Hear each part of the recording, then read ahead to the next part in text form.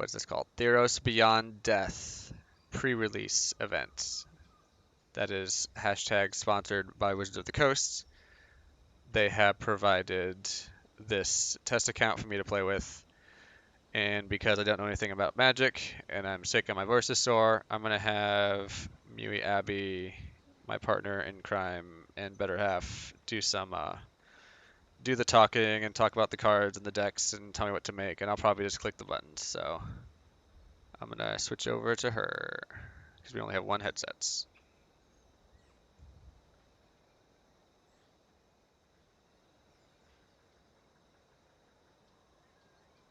Hello, it's me, Mewyabby, aka Abby, and we are here to do some Theros Beyond Death. Not sure if we're just going to be doing some sealed or some standard. Probably just sealed, right? I think just sealed. We can take a look at what's available. It probably isn't coming out yet. Yeah. So we have sealed and it's not being coming out. So we have sealed and draft as well, but I think we'll probably just be doing some sealed to see if we can get some of the draft archetypes going. Uh, I started playing Magic right around when Theros came out, jammed some drafts with some friends, and it's fun. I'll have and I'm John with the humor in chat. Yeah, not so like I first learned about Magic when I was like 4 or 5, in quite a while ago. So that was like 97, 98 when Alliances was out and Horsemanship was the cool thing that you could do in the Tribal Matters cards. But nowadays I'm big into some at-home formats, some casual stuff, but always love a good opportunity to play some sealed, some limited Magic, see what the new set has to offer. So I think we'll just be starting with sealed and see if we can get some of the draft archetypes going. Of course, Theros was home to the heroic decks at the time, and this account's ridiculous. I love it. Look at it. In case 10,000 mythic rares come out, and we need some. Oh my god, that's so much. At least we have a cute fox we can play with.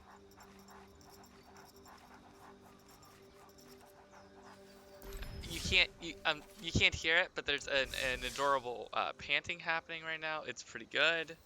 I'm a fan. You have two ranks, one for constructed and one for limited. Your constructed rank is affected by ranked games, Ooh, Elspeth. while your limited rank is tied to draft and Chandra? sealed events. Always Chandra.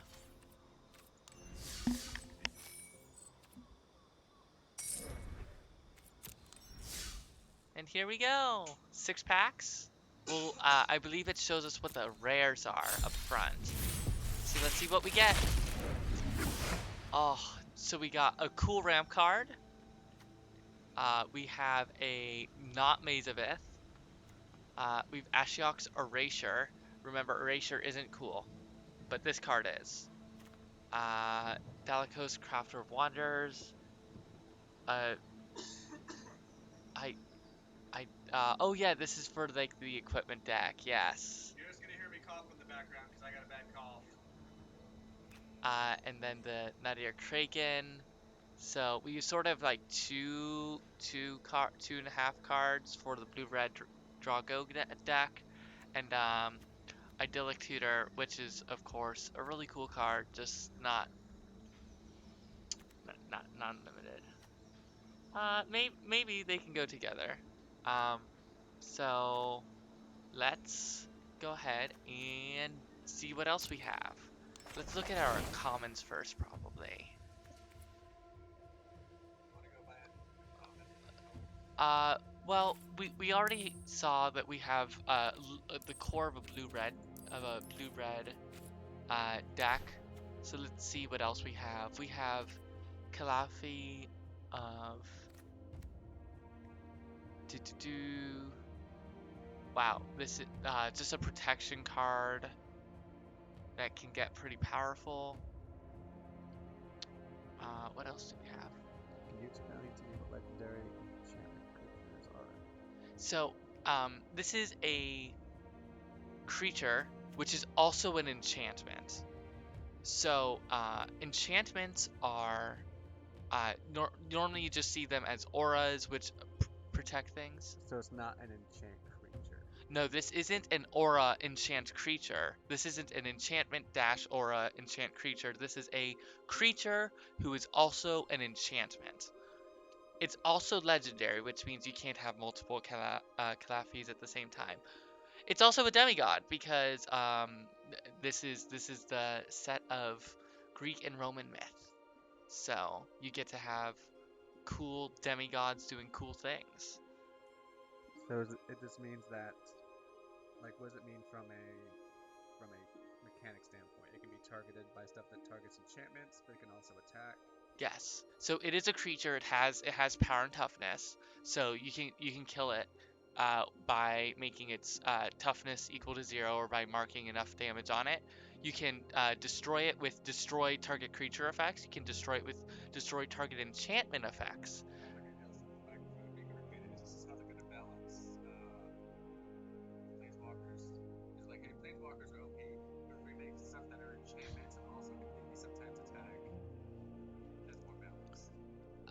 Sadly, this is not a cool way to make something like a planeswalker, but not really. I'm afraid that yeah, enchantment creatures were a thing back in the day, and so the cool thing is they have cool effects like constellation. So a constellation card, whenever an enchantment enters the battlefield under your control, you can do something, or you do something. So back in the day, there was this big splashy deck that went ahead and had uh, large, large creatures with some enchantments. Those creatures would often wipe your opponent's board, and so it was pretty cool at the time. So, ooh. Sorry, I'm just kind of clicking around here. Oh yeah, please feel free to. Mischievous Chimera is another really good card in the blue-red draw go deck. Um, and then what else do we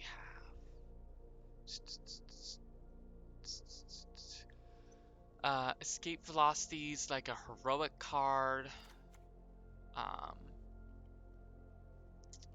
so I think we almost have more blue-red or blue-green constellation things than blue-red draw go things. Let's keep looking now. Oh yeah, with that, looks like we're blue green. So we can just go ahead and probably just select blue green colorless, and you also have mythic rare selected, I'm afraid. And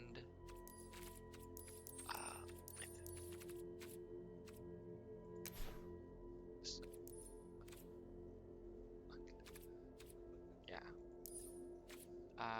Well, it wasn't just golds, I'm afraid.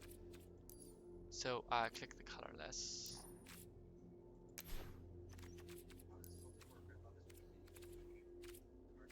Oh, I guess just hit reset and then just click blue and green.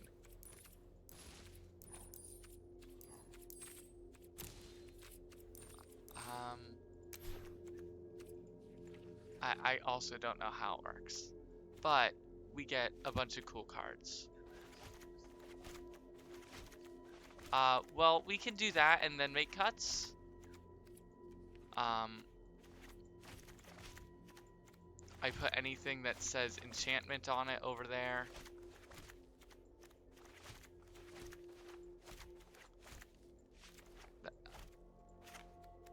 we might be splashing one of those.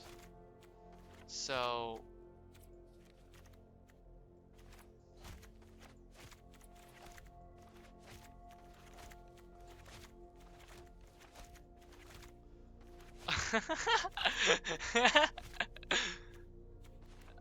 you went a little ham. So we cut a little bit more than 11 here. How many lands do we have in our deck? Okay, so we do just need to cut 11. Nice. Nice.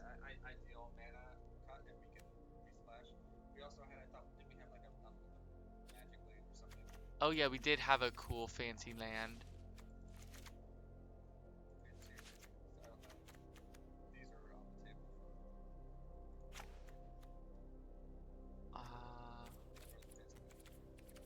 Well, we have a fancy land that takes a creature out of combat. This is similar to the card Maze of Ith. Um, Maze of Ith is a pretty cool card. Labyrinth of Scophos, of course. We going back to the Minotaur days, though. I don't think we're going to end up with any Minotaurs in our deck. Twos and threes are good. Probably a couple plummets too many. One's always fine. One's usually questionable. Yeah.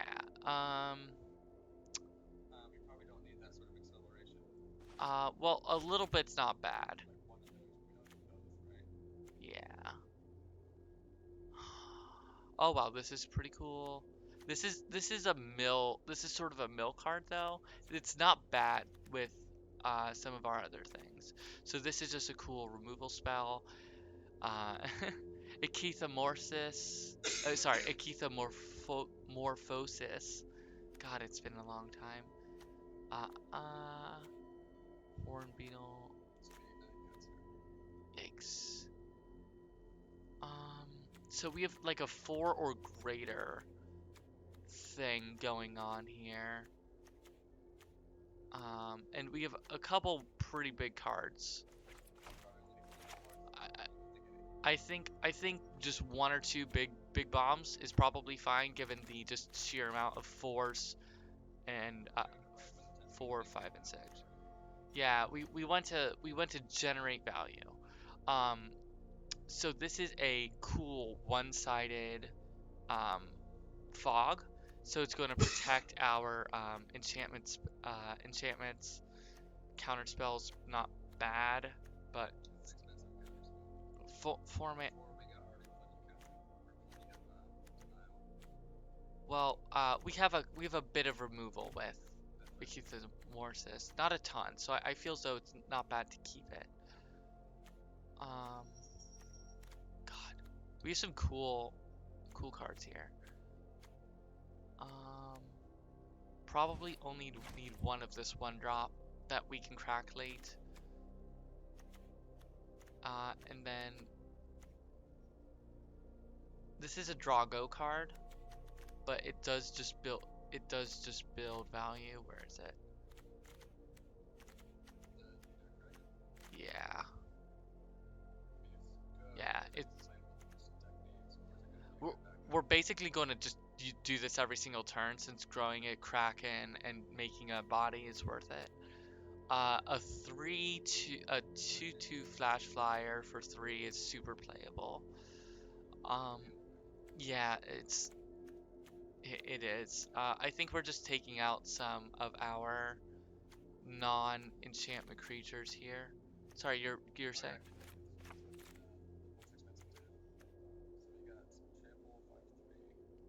That yeah. Yeah, the fact that it's a flyer makes it good.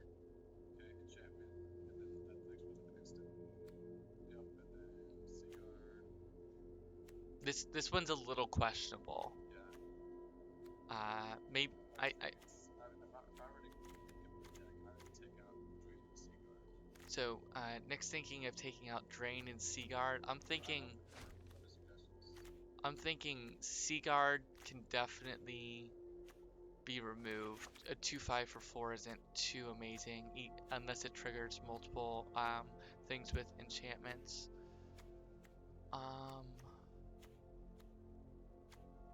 There are just going to be decks with no flyers in it. This is not that much of a payoff.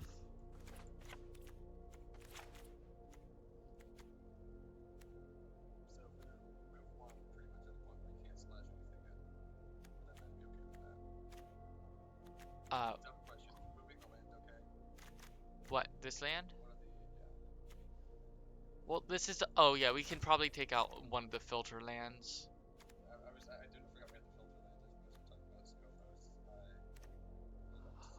So late game, this just removes their the best card that they play. So I'm a fan of that. And then what else do we have? We have. I think this is the next one gone. Just because we don't have a bunch of high body things. And that's 19? Is that 17? That's 17. Cool. Alright. I think we're okay. So I'm just going to provide some game commentary as Nick plays the deck. So I hope everyone's doing okay. Nick's under the weather with the flu. Been working at home, and I've just been trying to keep him healthy. It's not easy to do. I recommend resting up and avoiding those with illnesses. And if you are ending up being sick, to go home, and instead of being sick just with other people, just be sick by yourself at home.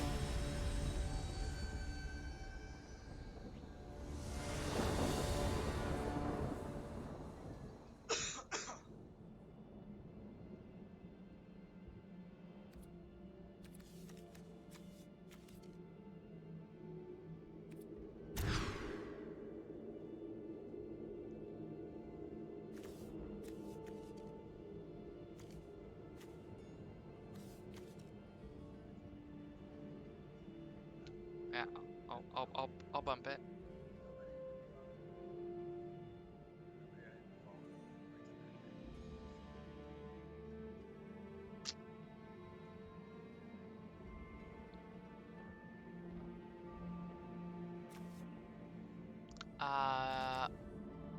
What do you think you'd send to the bottom? Just a forest and hoping we draw. Just send a forest, yeah. Yeah. So you have to hit keep first.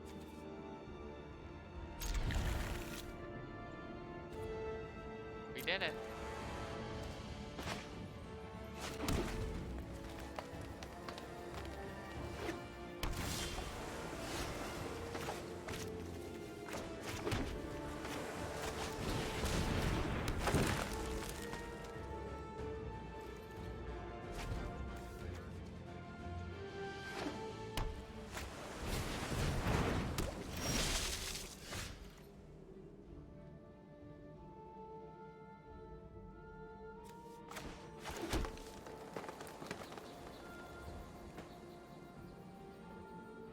So yeah, we can just keep something open, or we can play that and then have sort of protection for it. So do you think they're going to have a really good 3, or what does Dusty Spinner say again?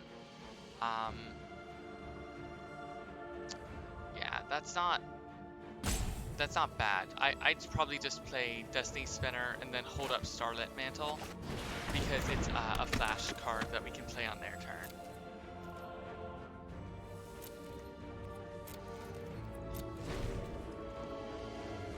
Or we can just not do anything and see what happens on their turn. Cast a Gift of Strength maybe to eat their Stinging Lionfish if it swings in. Alright. So they're just going to do that, and I think they're going to attack, so that can just resolve. So they're just going to loot. It's cool.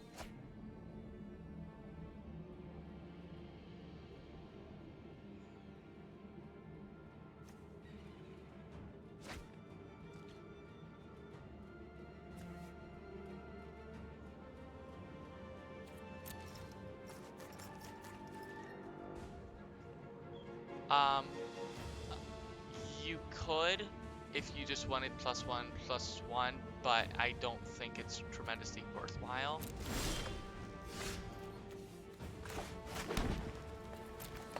You can just swing with Destiny Spinner and then potentially eat their creature, both of their creatures, with a Gift of Strength or Starlit Mantle. So I just go ahead and swing with the Destiny Spinner.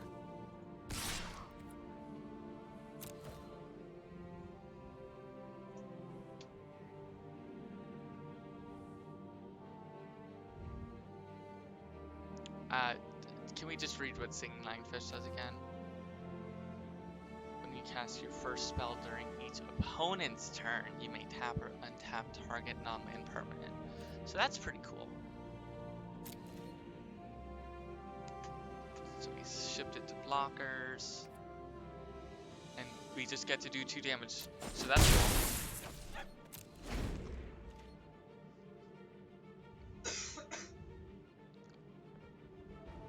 Yes, yeah, sponsored. Hashtag ad.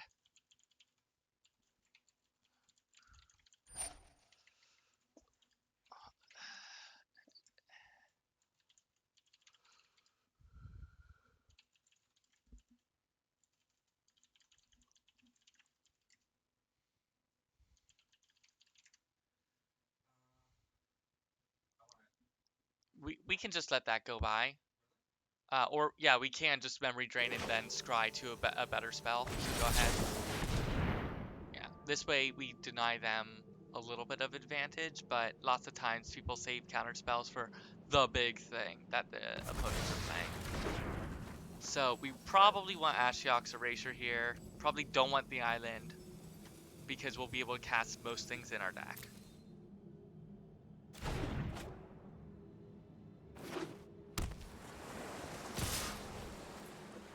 And they just get to 4.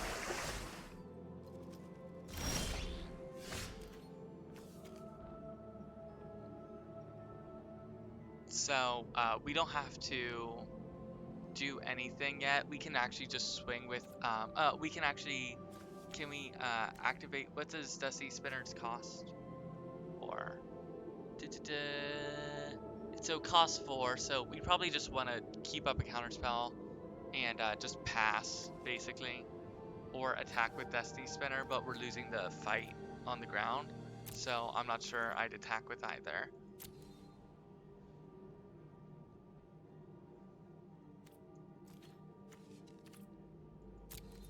We're sort of waiting for one of our enchantment payoffs so that we can get it on the ground before we cast Starlit Mantle and Ashiok's Erasure.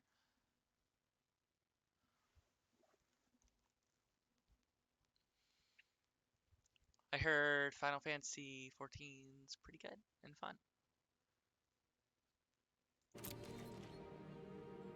So they pass through their stuff, so that exiles a spell.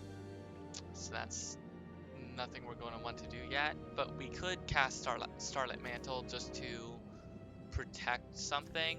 It wouldn't really let Dusty Spinner attack through, so it's not tremendously worthwhile yet.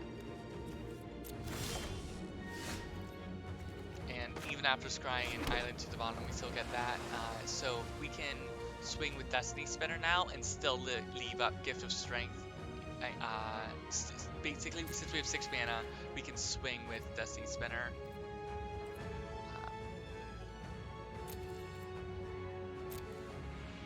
And still leave up a pretty powerful counterspell. Mikoti? Miklot?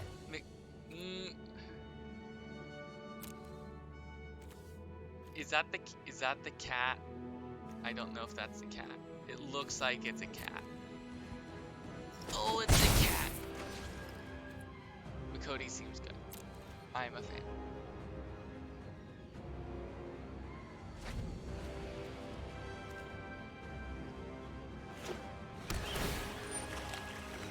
Alright, we just get Scry, because we played that land. The temples were the same rare cycle as in Theros set. I think they only did the allied or maybe enemied versions for this set, but I enjoyed them. So we can choose to block and eat it with the Gift of Strength or Starlit Mantle. Yeah, you can go ahead and eat whatever you want out of their stuff. Yes. So.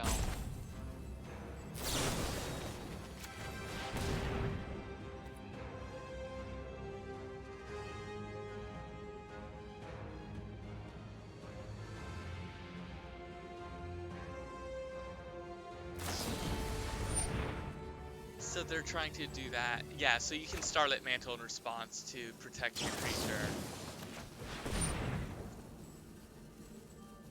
And since it's, yeah, we're good. Since it's hexproof, our thing will still resolve. Ooh, he is posting the cat girl in chat.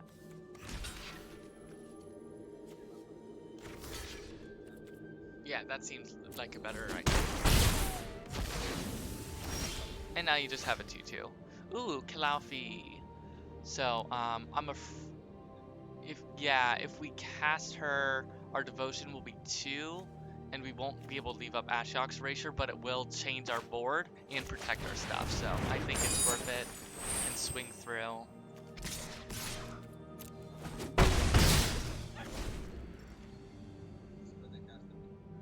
Yeah, this is where they can punish us.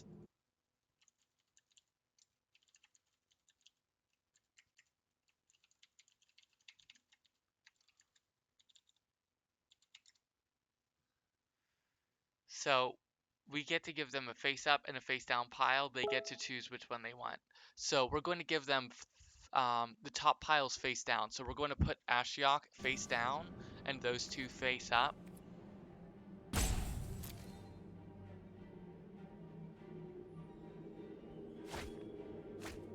So they just threw their best card into, yeah, always, yeah, that's how we do it.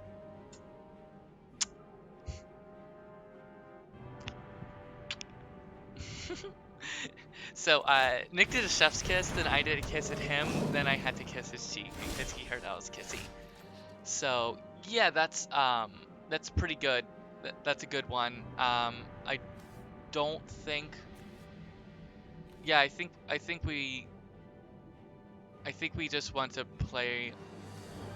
What does the Thirst for Meaning do? That's a draw 3, then discard. And what does Summer do, or Sunmane? Yeah, it seems all right. So I think Utopia and then just get Ultra Value, or we just wait. But this is pretty okay too. So now we can go ahead and I might if we we now have an issue. If we swing, does Destiny Spinner trade with everything on their board? Yeah, I just swing. I just pass. Yeah, I just pass. So you can either swing with Destiny Spinner or pass. I just probably pass because they'll just trade with one of their creatures. And then you can just end your turn here. What does Leonin of the Lost Pride and Atris do again? I want to dial out. Okay, that doesn't really hurt us much. And Atris, ETB, otherwise it's just a menace. Okay, that's not too bad. The cool thing is, because Kalafi's devotion just went up, it means that Elysian Caryatid sees a creature with power toughness 4 or greater, which means the Elysian Caryatid can now tap for 2. So we can now play Ashiok's Erasure. So if we want to, we can just counter this. Yeah, we can totally just counter it.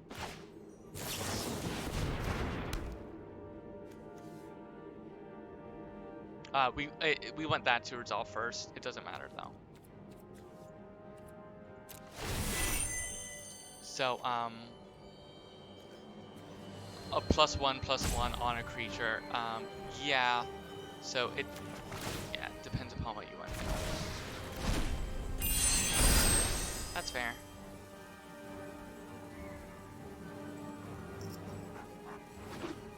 Now, the next. Oh my God, we just get to play with the fox, by the way. So sick. We get to just play this, and then use Destiny Spinner, probably.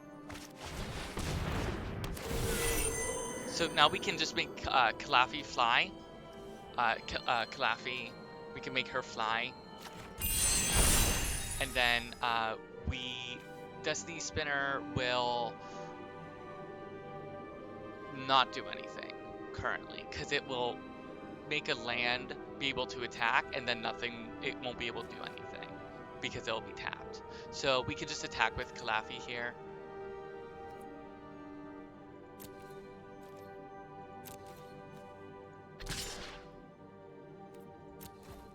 So now we have a cool engine going where basically everything we do is very good for us.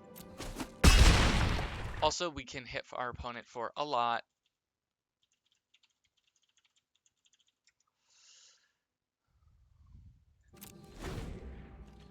So,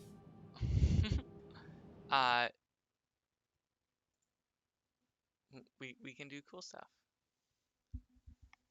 So Unless they do something big, we are winning, right? well, 1 to 2 turns. yeah, we have a couple turns where Kalafi can just swing in, and we can swing in with a Destiny Spinnered up land, and basically we can just body them from there. We had a couple really good turns where our interaction beat our opponent's interaction, but we're playing blue-green. Our interaction is going to be very powerful. Also, we're digging, and it's cute, so we can just pass it up.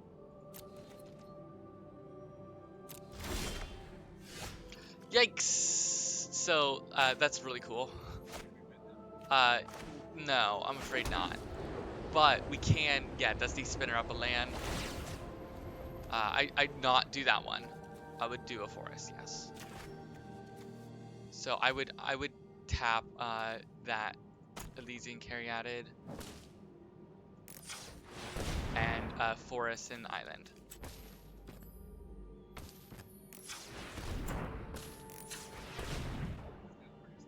Because they all produce everything, because that's Dryad of the Elysian Grove. I think we probably were supposed to build a slightly different deck, so we could just swing in with the 5/5 and Kalafi, but I might just swing in with the forest. I would probably swing with be careful about that. It's hit Z. Yeah, there you go. Just next to attackers, and then I'd swing in with the big beaters. Yeah, that's fine. But we're then removing 2 things off their board, and then they'd have to play 1 or 2 more things to answer the rest of our stuff. And we'll be able to still play, make something a creature again next turn with Destiny Spinner.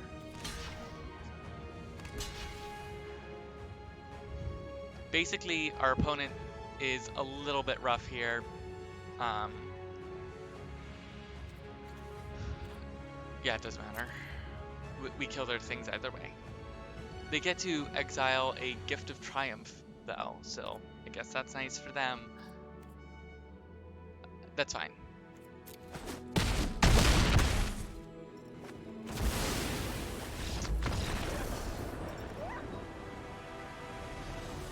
GG's!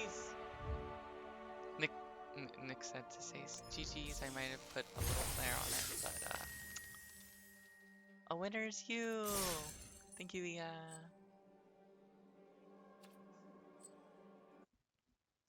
I'm gonna vote doing wonder about doing maybe one more with this deck, whether we win or loss, and then maybe do one more draft just to see a different set of cards. That works for me. I mean, we could pretty much take any deck you build and just chomp through 7 wins, but that's not particularly exciting when I'm trying to figure out what like all the new cards in the expansion. Oh yeah, we want to be able to show off cool stuff to do. If we end up with 2 like blue-green constellation decks in a row, we'll we're not going to do that. We're going to show off a variety of cards. Yeah, Nick's saying that we make sure we get a variety of different archetypes. Also, you know how to pronounce Ia without me having to say it. Woo? But believe it or not, Nick has spoken of you before. Um, so.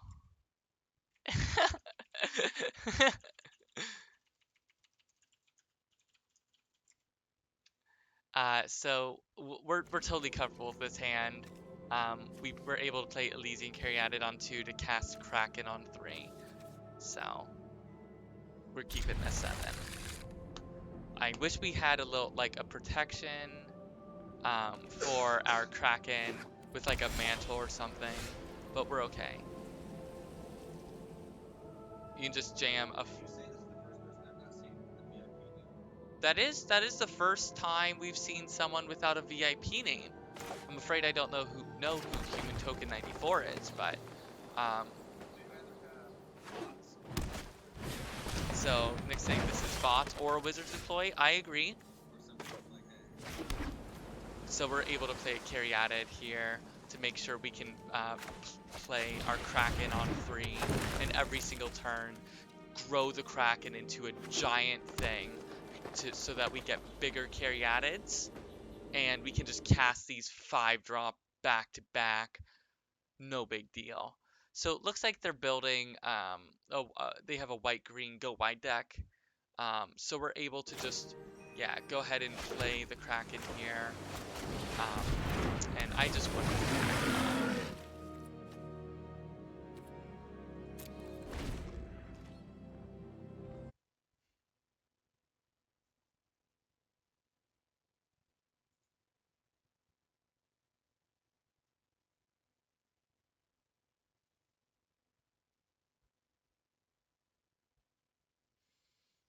All right, a Death Touch Snake is pretty dangerous for us because that's basically going to keep getting in forever.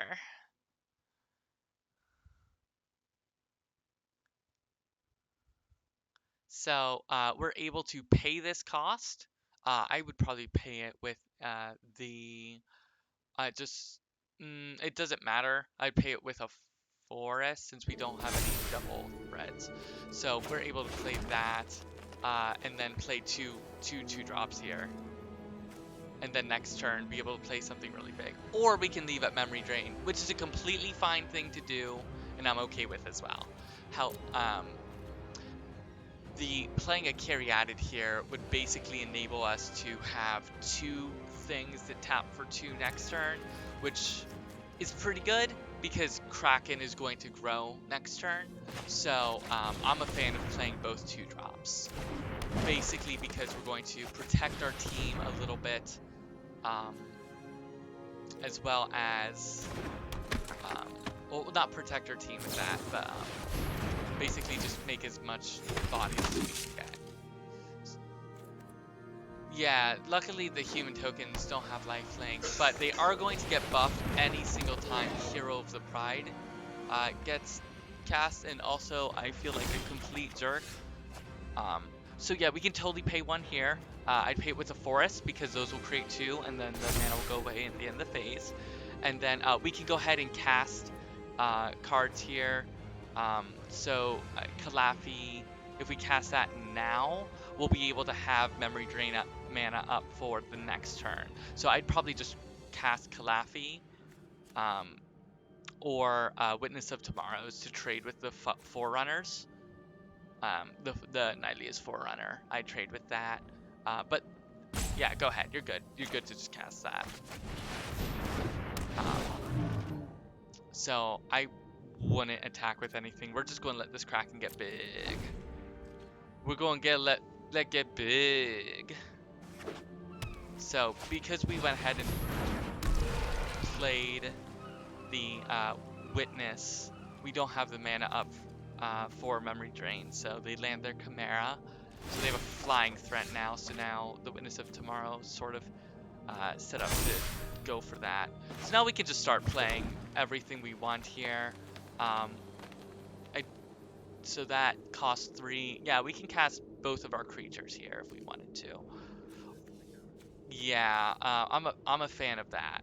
So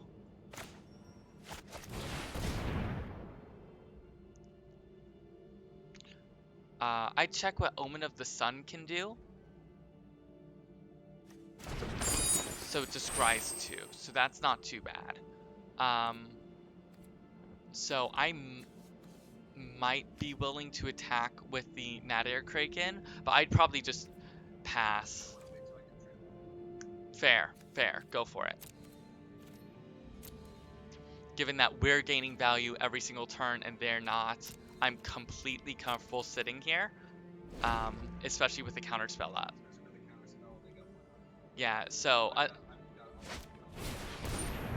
so yeah, we could just counter this and then scry into a powerful card.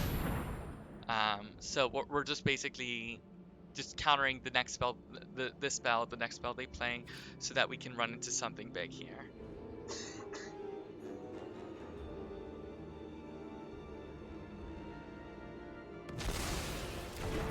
So Gift of Strength is something that might be able to save a creature. I'm completely comfortable drawing it because it means 3 damage after we play our Forerunners, guaranteed. So yeah, I just tap one of those, and then play a Forerunner with it's going to mean tapping a Caryatid, but that's okay. And then if you just want to swing in with the Kraken, Calafi, and Witness, that's a lot of damage you're representing, and they can hardly, and we can just cast Gift of Strength to protect any of them. So just I'd move to attackers and start beating down.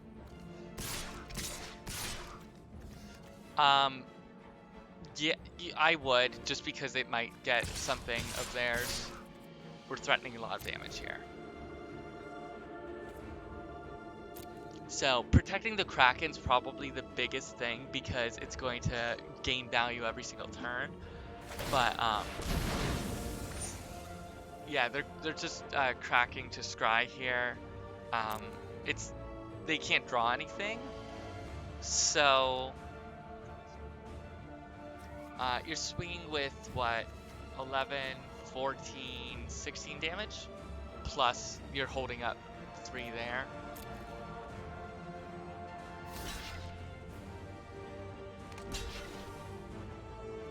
The thing is, even if they have, so we're going to want to kill their Hero of the Pride because that's a Death Toucher on Kraken. We messed up.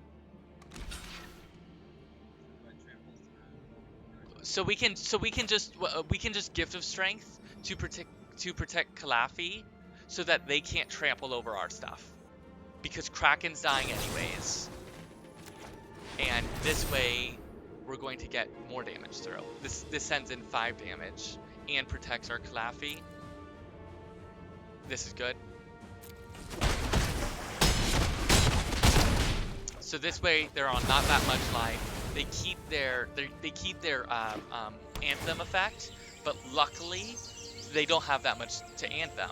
So we are pretty set up, and we win the game. Good job, team. GG's. GG's, high fives. All right. I'm going to grab a liquid of my own.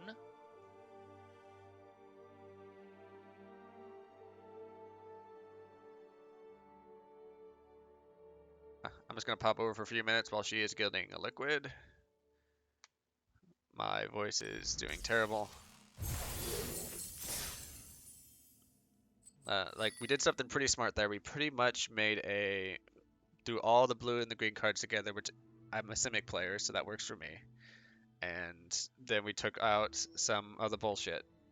And I probably would have taken out the wrong bullshit. So thank you, Abby, for the good deck build. I'm glad to help. So I'm gonna resign from this draft, and we're gonna claim my prize, which doesn't matter, and we're gonna do another sealed. That's it. And Abby's back with a drink, so I'm gonna hand you back.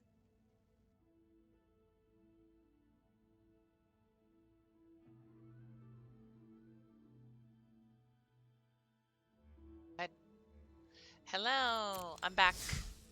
And we're here to crack another sealed. Hopefully we get a different archetype scripted to us. Think blue-green. Yeah, we're basically just going to crack until we get a decent sealed pool here. Looks like we got stuff. Maybe, maybe our red-green go wide's good. Maybe our red-green go wide is really good. But right now we're not looking at a tremendous lot. So we'll see what we get. We do have a free splashy dual land with Scries, so that's cool. So maybe there's a... And white is the other go wide deck. So let's see what we got. So I should probably just hit green, red, and white up top. And then we're probably looking more at the red and green for now. Oh, actually, the first red creature, or sorry, that is good. So this just makes a body, and then we can make it make another body. So that's cool. What else do we have? Triumph of Anax isn't awful. Yeah, that's an arena isn't Trickster isn't bad. That's a little bit of... Yeah, if you get 2 out, it's every single turn you're playing stuff.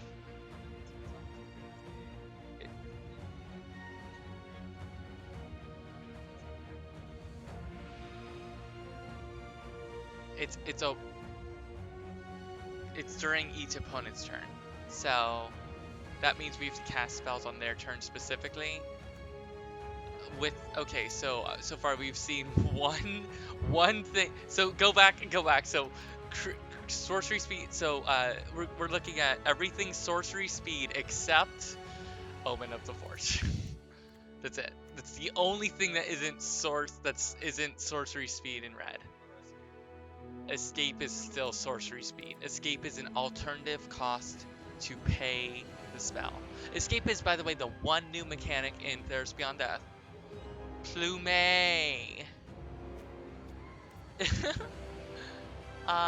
Yikes. So I guess, I'm just gonna click around in green for a sec here, see if we have...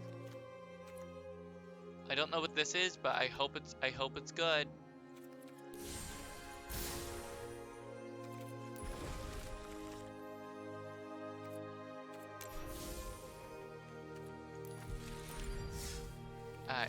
It was bugged.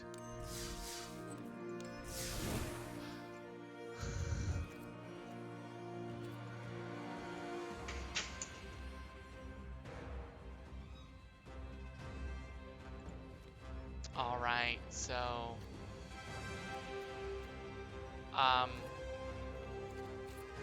here we are. This is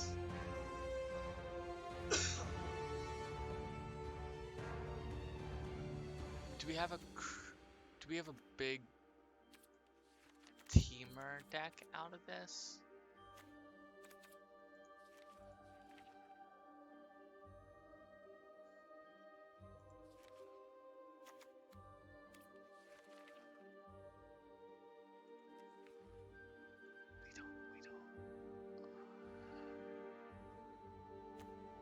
We don't have the thing that I want us to have. Do you want to just pop another one?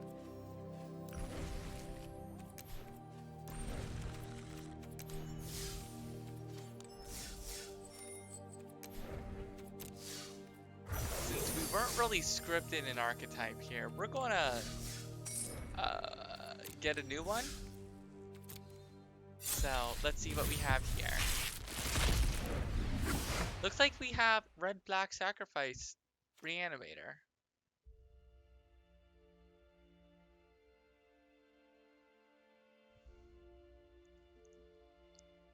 So this is similar to an old mechanic called Evoke, where you can cast a spell for a different cost than what normally comes down with. So, and Gravebreaker Lamia is pretty cool. Basically tutor something. It has a cost reduction here for escape, for example. And then Tectonic Giant is a big beater. So, looks like we have a black-red deck just from our rares.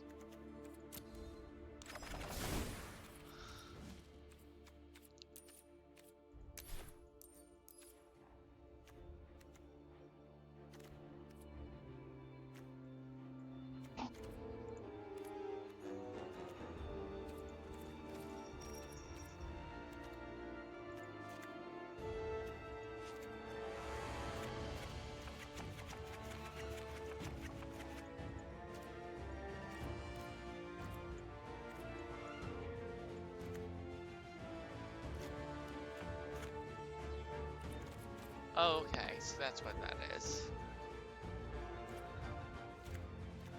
Okay, that's cool.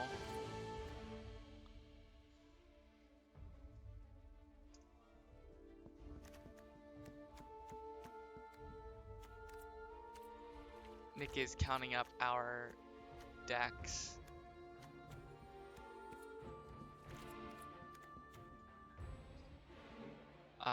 I'll make some cuts. I would just skip the Nyxborn Brute, for example.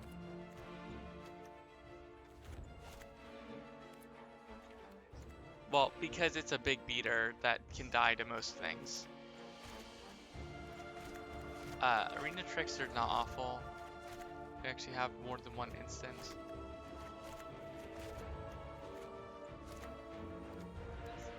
Yes. Yes. So the 3 toughness is going to go up, and it costs 1 less.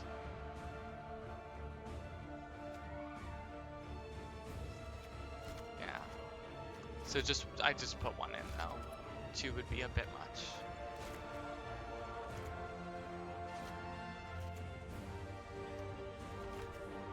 We're good. You just pulled 1 out.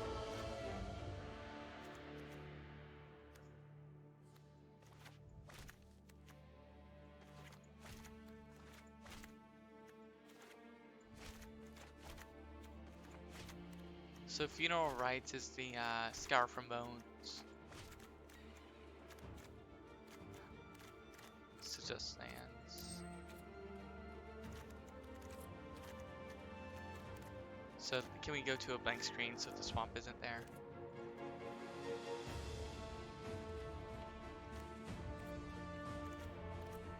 Cool. So this is a sacrifice buff.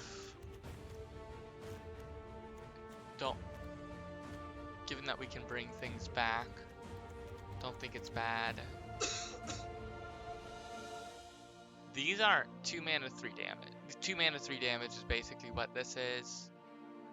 The fact that it leads itself to the graveyard is good for fueling some of our other stuff. Omen of the Forge is pretty rad. Careless Celebrant's sick. Hello, Revan. Rev_AN.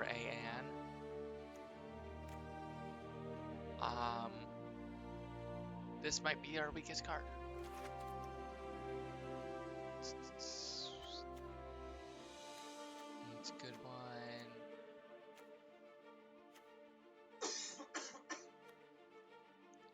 So black-red self-mill / escape is basically what we're running. So Final Flare's a cool sacrifice thing. So this is a 2/2 or a destroy target artifact. 2/2 haste or destroy target artifact. Not sure I like either one of those modes.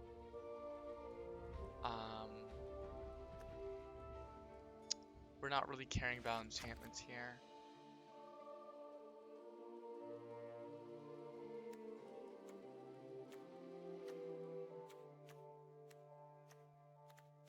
And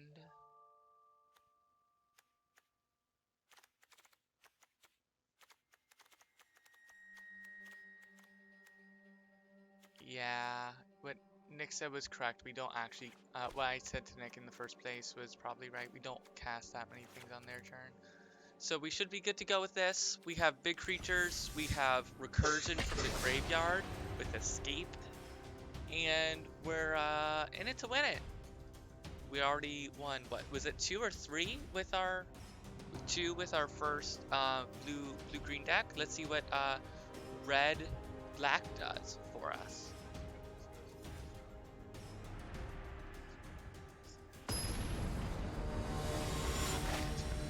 So we're looking just doing a couple rounds. So we're back to playing people with a VIP name. We actually faced someone without a VIP name, which was a little weird, but no, cool. Cool. Oh, I don't know why I let Lampad of Death's Vigil in there. Yeah, you're more welcome to mull this if you'd like. I don't think it's bad. Mark Pool.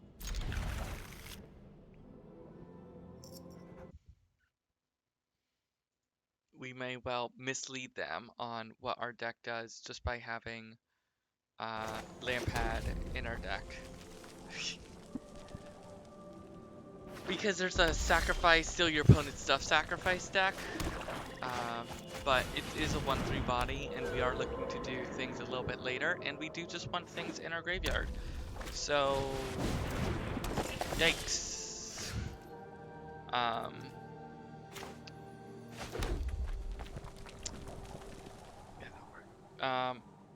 Funeral rites might be a bit better, just because we'll be able to see more things.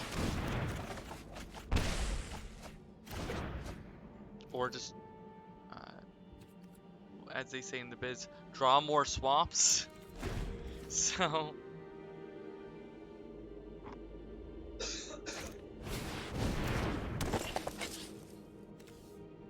our opponent might be mono-redding us.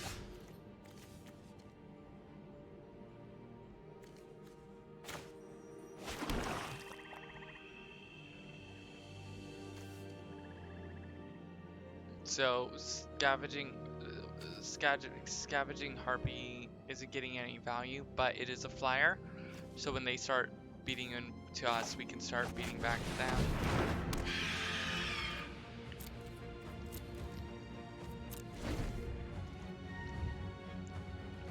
And if they ever try and just kill one of our things so we don't have any value, we can always just Lampad of Death's Vigil it. So we can throw the creature at them. So Stampede Rider... yeah, we're welcome to just pass and then just block one of them with the Lampad. And then if they try and buff or do something else, yeah, we just get to swing back.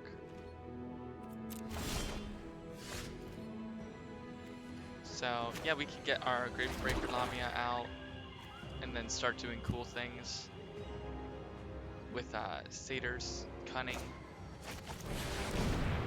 We can also start swinging in with all our bodies here.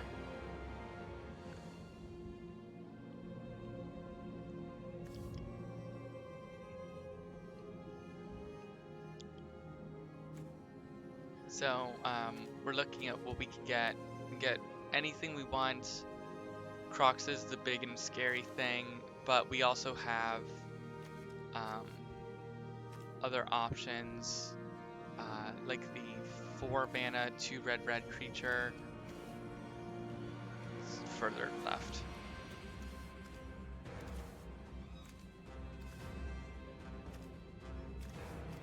You can scroll at the bottom. It'll be over near red.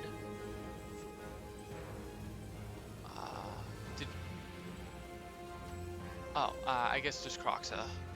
Croxa? The one. The Kroxa one.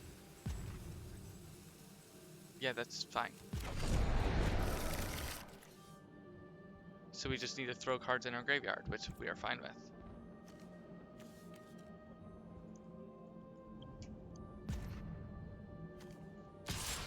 Yep, we're fine with swinging. We have a 4/4 lifelinker out that's very scary for them. Don't know it's Stampede Rider. Yeah, it just gets +1/+1, so they have to have something for them to kill our Gravebreaker Lamia. So I think if we, yeah.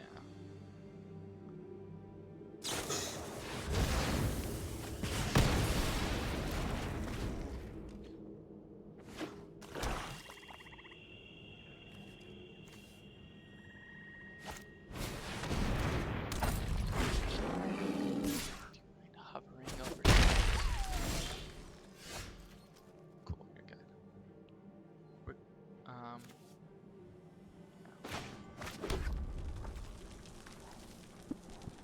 So you have to have more cards in your graveyard to play that first.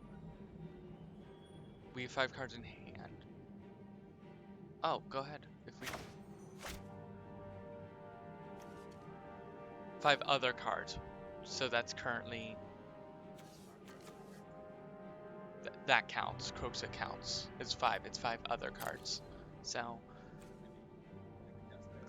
yeah, and then we can cast Kroxa.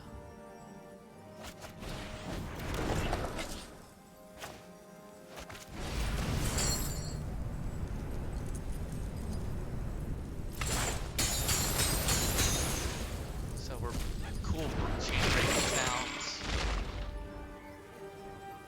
So it doesn't matter, just hit done.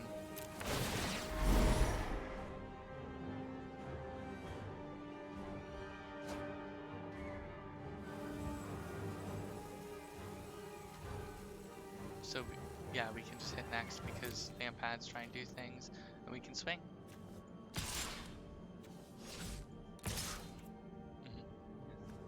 No, I wouldn't. Soul Reaper would just eat it, or bounce rather. Does Soul Reaper do anything on its own? Sacrifice a creature, draw a card. That's cool.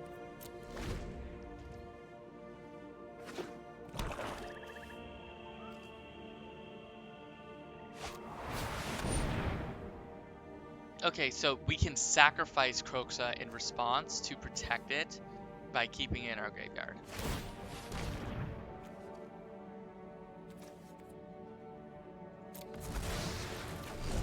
We also ping our opponent for this. And then as we cast our Careless Celebrant and clear up the other bodies on the board, we're going to get more fuel for Kroxa. Kroxa? Maybe a pronunciation guide would be cool.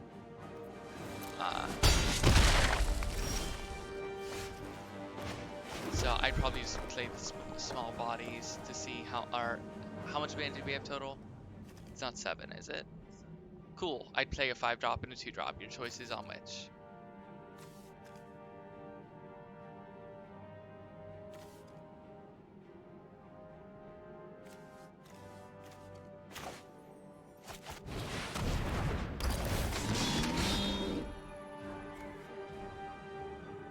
You're choosing something that's going to swing in. Cool. I definitely play the Celebrant.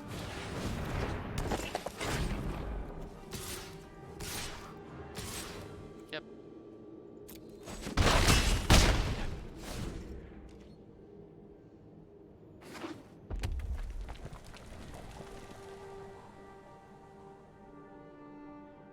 So having Lampad Death's Vigil out is pretty cool to protect your things.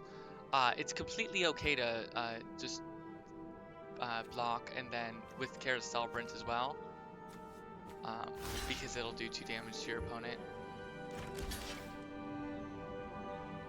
I mean, I would just block because the more things that die, the closer you are to getting out Kroxa again.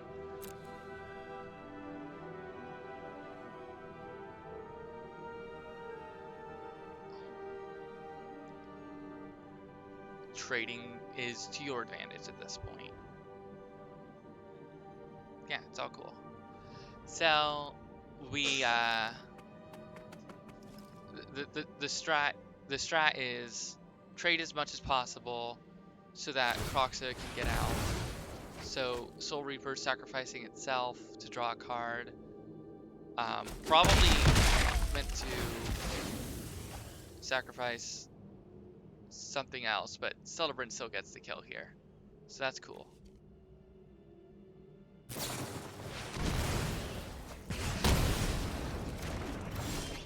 Alright. And we still get to play 2 more things.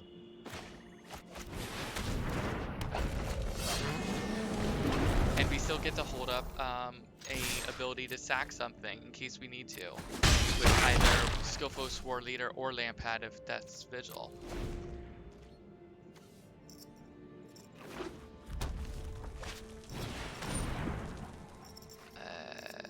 It's something. What does War Leader do again?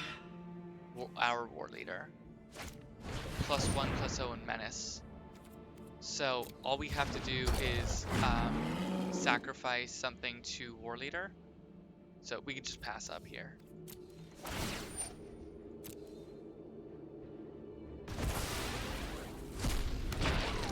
Cool. That's fine.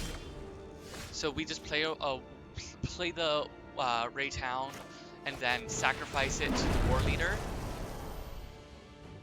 Or we can just sacrifice everything to Lampad of Death's Vigil. That kills our opponent. Because they will...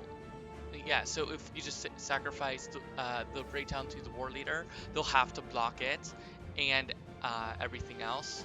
So you can just go ahead and sacrifice the thing that can't attack this turn, so you're good. And then you can attack with the team. You can...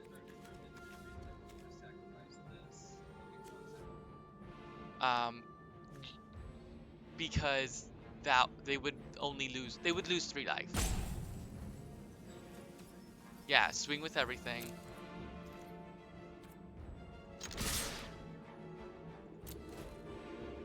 Next.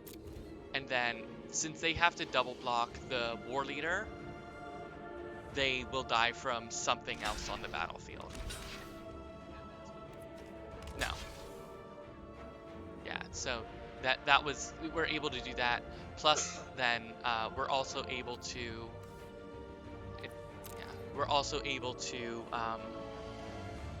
if we wanted to, we could Lampad the Rage Hound.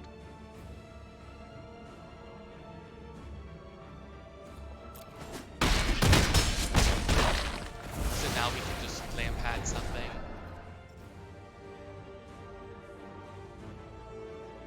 Just check Lampad.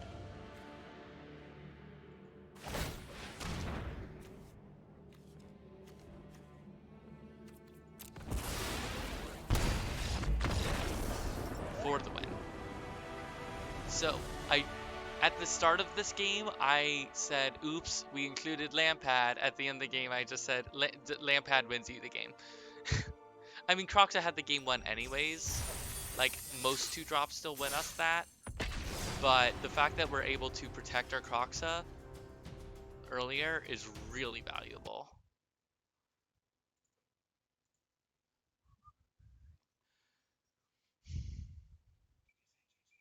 GG, by the way. nmjohn's a good, nice player. He says GG. I'm a jerk. I forget to say GG.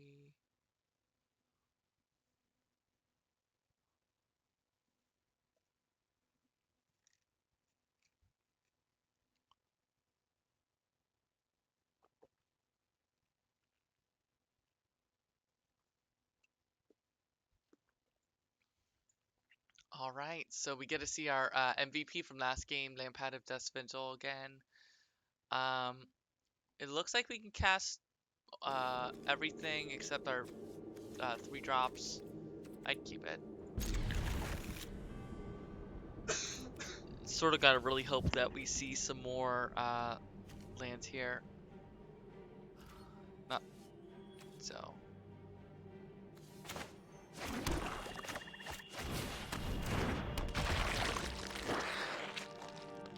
Physician's a cool old rats card. I like how I don't think they actually made any rats this time around. So, blue-black is traditionally the self-mill strategy. Yep, that is a self-mill card. So, we can just go ahead and kill that with a Omen of the Forge.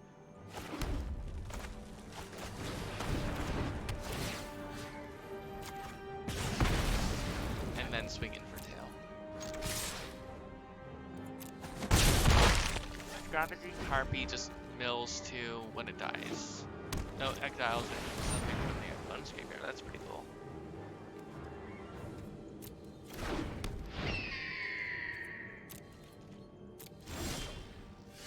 So we can totally just play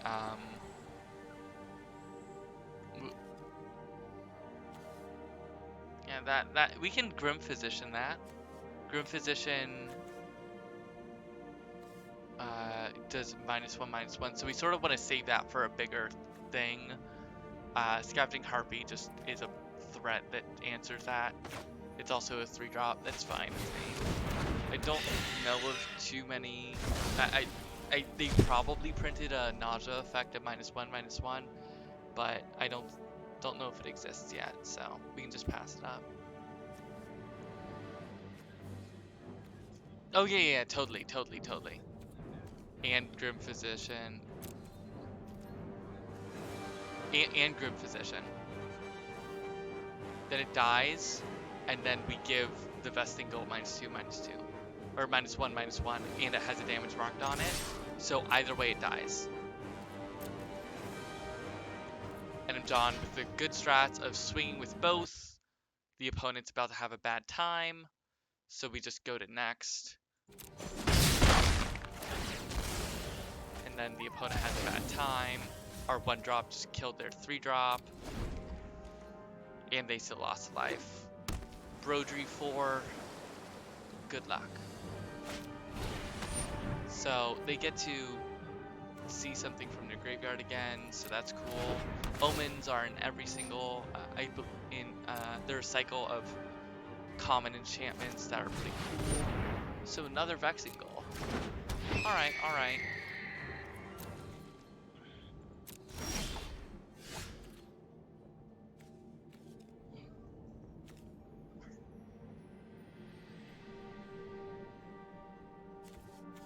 Yeah, I might just scry here.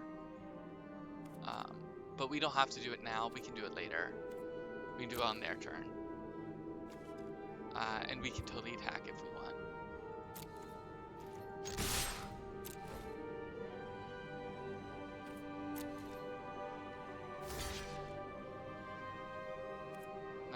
Works for us. And then we automatically exile their card. Except it doesn't work like that since they're dying at the same time. So now we just have Omen for next turn.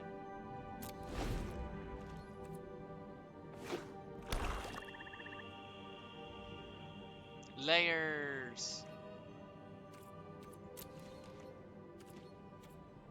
So, yep. We don't really have anything that cares about enchantments. Oh, destroy target creatures, cool. What's Farika's spawn though? Farika's spawn comes back with bigger and better things. And also we can't cast Drag to the Underworld, so we definitely want to see the Gorgon and not see Drag to the Underworld, sadly.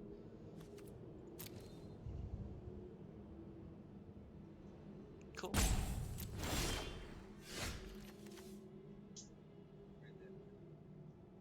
That's okay, it just comes back bigger.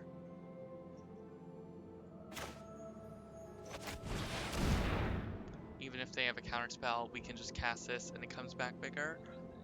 Unless they have the exile thing, then... Yikes. Remember that time that we exiled counterspelled? Oh no, we ran into a counterspell. It's cool.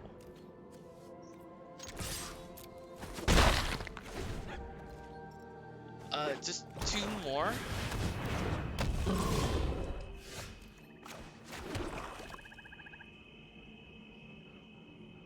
Works for me.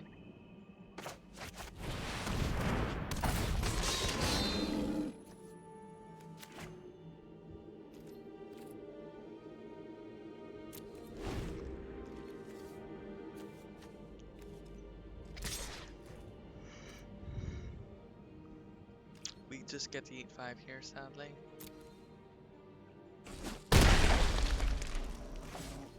Luckily, the Giant and the Nightmare are both not Gorgon, so if we draw a land here, and we're able to cast Pharika Spawn, they just go ahead and sack with something.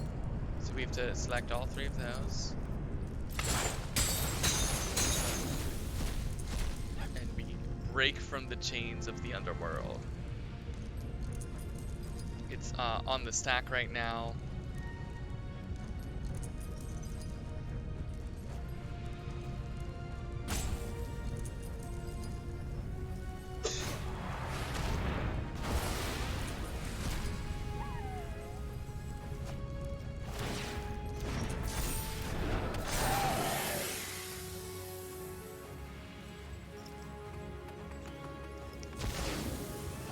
So they're keeping their 5/6. Alright, so we can just go ahead and have our 5/6s stare at each other, and we have things in our hand, and Pharika Spawn comes back if it dies.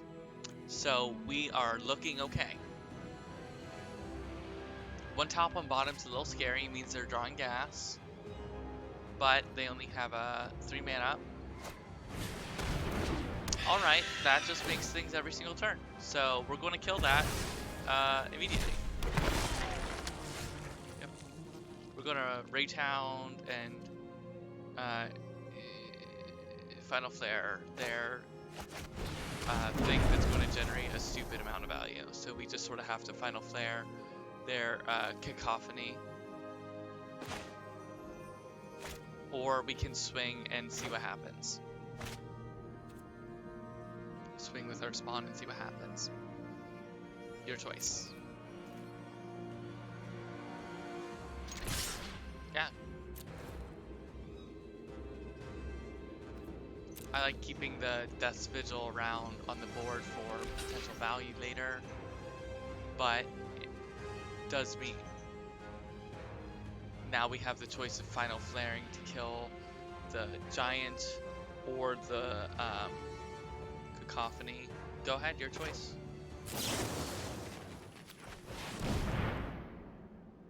So you do have to sacrifice a creature here. No, that is not how it works anymore.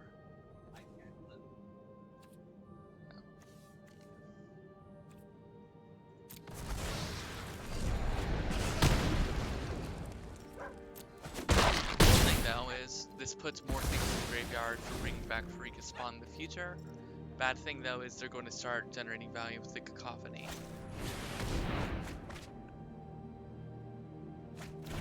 So they discard another enchantment. We can see how many more enchantments they have in their graveyard. So if you pick it, 1 more enchantment. Could be worse.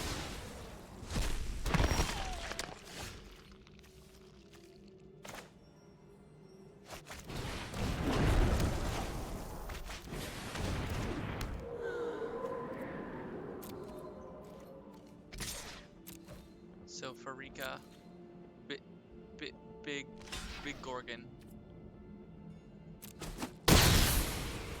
Big Gorgon feels. Turns out Gorgon's pretty scary. Oh my god, they just put every single one of these in their deck.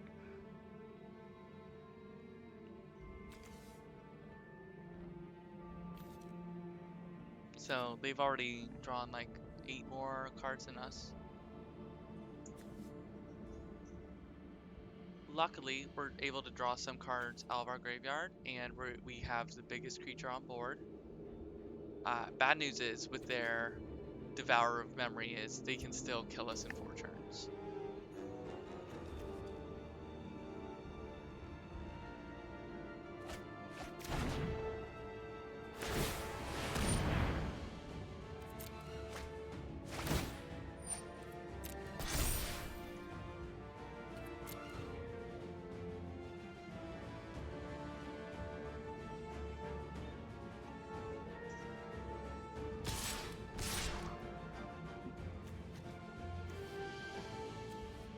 You can't. It has unblockable because they milled themselves.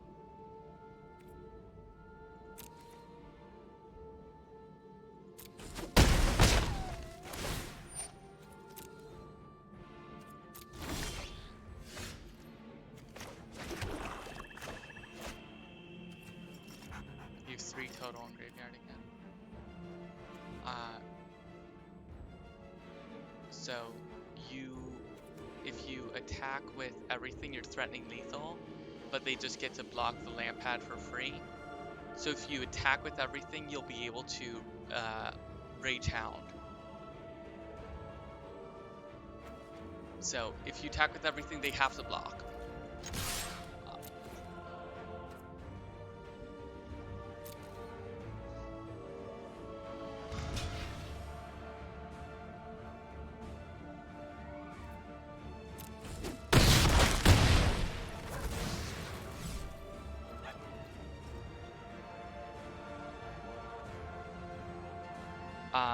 You could.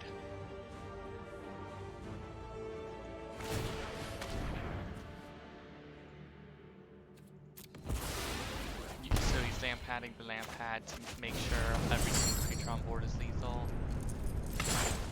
And getting extra life.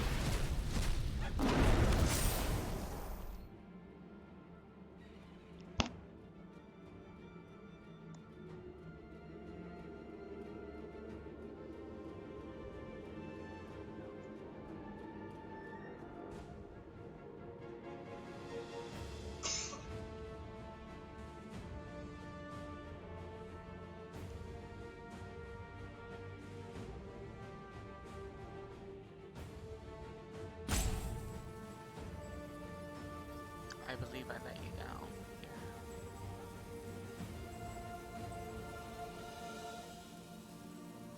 By not.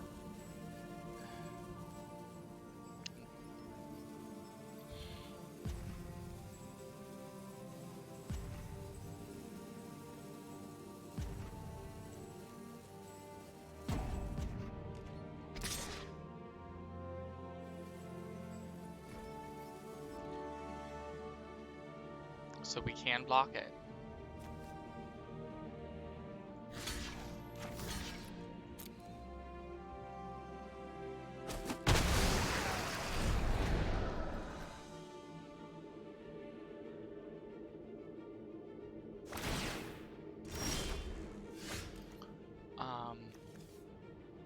That works.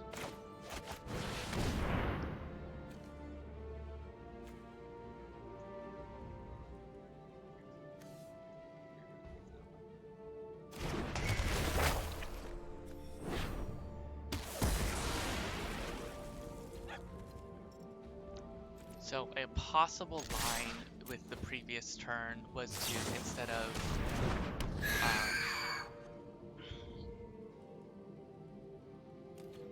attack with the, or sacrifice lamp pad to itself, to sacrifice the other Rage Hound, to sacrifice the Rage Hound.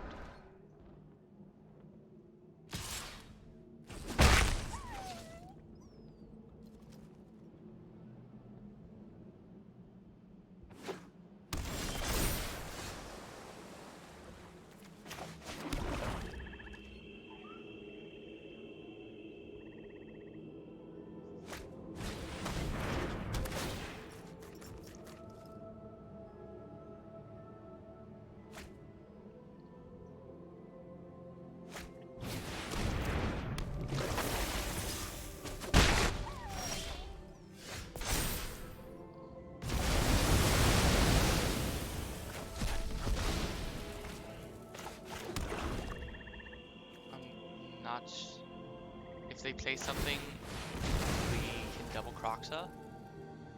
No, we can Croxa once. So they have to play something. Cards in deck for us. You feel like rolling a nat 20 here?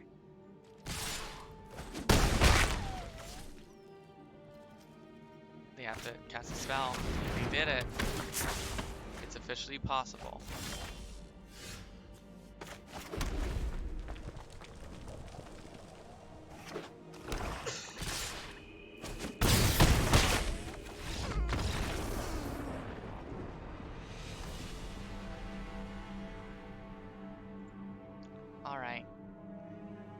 One more for the road. That was the last one for the road. One win, one loss. Alright, thank you everybody for tuning in. Since Zach's still not feeling well, we're probably just going to wrap it up here. And go and let him say a few words before we sign off.